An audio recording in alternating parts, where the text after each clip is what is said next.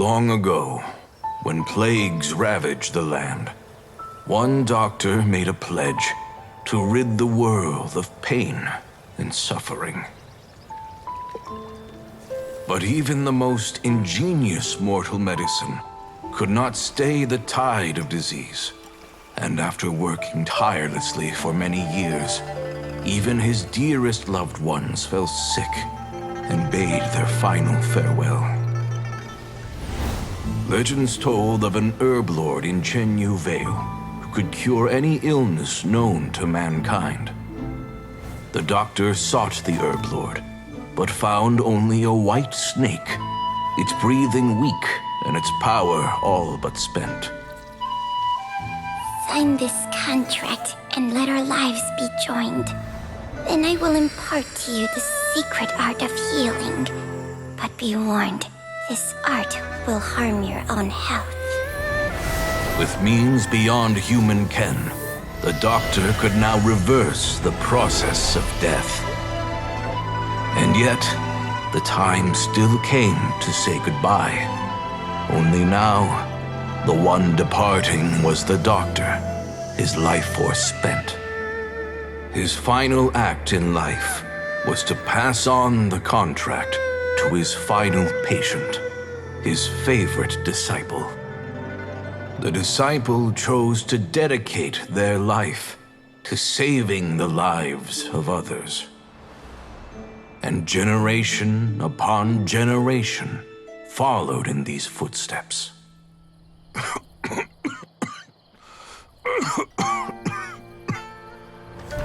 Since I inherited this contract, I've always respected the path taken by my predecessors and followed it myself unquestioningly.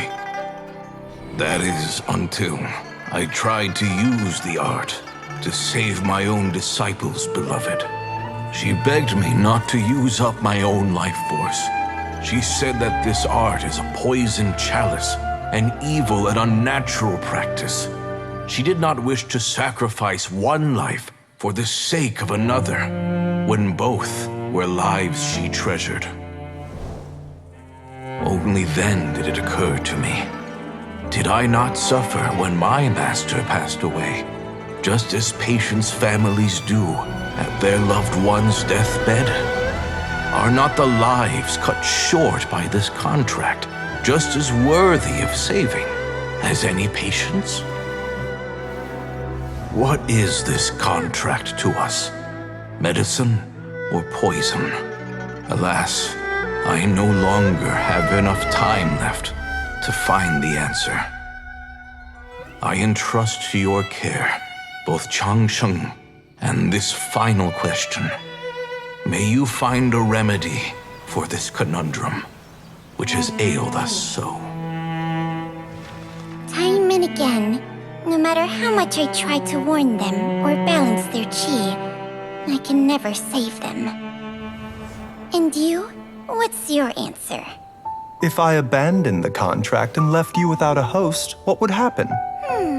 I suppose I'd spend my final moments taking a nice nap on Mount Yaojun. Then I'd be reunited with my old friends and your predecessors. Then it's decided. If there's a life in front of me that deserves to be saved, why shouldn't I do everything within my power to save it? Once again, it's the same answer. So be it. Close your eyes. Who knows how many more people will take on this contract? None. This contract will end with me. My contract has strict requirements on the host's natural temperament. All my hosts have been most pure of heart. But when one with an altruistic nature gains access to this art, they are more seduced than the average person by the miracle of overturning the laws of life and death.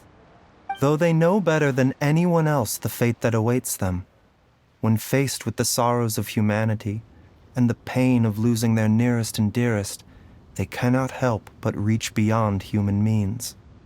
They are like moths that throw themselves into the flame, seeking a glimmer of hope in a dark world filled with pain and suffering. So, Baizhu, does that mean... I suppose that would make me a moth that yearns for the light, but doesn't want to be burned to a crisp. Changsheng's art can transfer pain and suffering between people, but it cannot reduce the total amount of pain in the world. It's just like we witnessed. Either Jia Liang feared for Jiang Li's life, or Jiang Li grieved over Jia Liang's sacrifice. I have nothing but the utmost respect for my predecessors, who sacrificed their lives for their principles. But I do not wish to join their ranks, nor do I wish to pass on this contract to anyone else in the future. Huh? But didn't you already transfer a ton of diseases onto yourself? What makes a poison poison? And what makes a disease a disease? When it comes down to it, are not both mechanisms that affect the operations of the human body? If disease is defined as deviation from normal functioning, then who knows? Perhaps the true elixir of immortality could in fact be a kind of poison. Many may view the notion of searching for immortality in poisons and illnesses as a flagrant violation of the natural order. But to me, it is no different from the way our ancestors tested the medicinal qualities of herbs by sampling each and every one. I don't want those who come after me to lose their lives to this contract. Nor do I wish for Changsheng to perish from losing her host.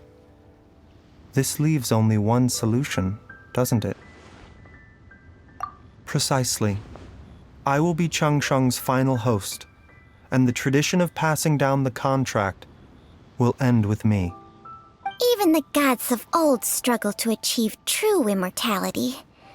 First you want to save others, then you want to save yourself. Now you even want to save me. You're getting greedy, Baizhu. But isn't wanting to have it all what makes us human? For a selfish moth like me, who's afraid of the flame yet yearns for the light, the only path forward is up towards the moon.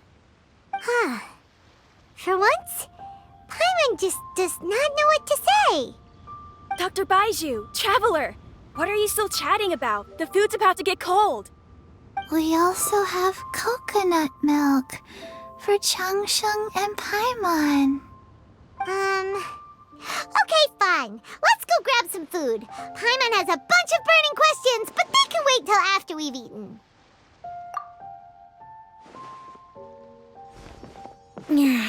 I do envy Paimon sometimes. Eating her fill is enough to satisfy her body and mind. True. And yet, although we call them simple pleasures, are such things as these not precisely why we mortals cling desperately to the life we have?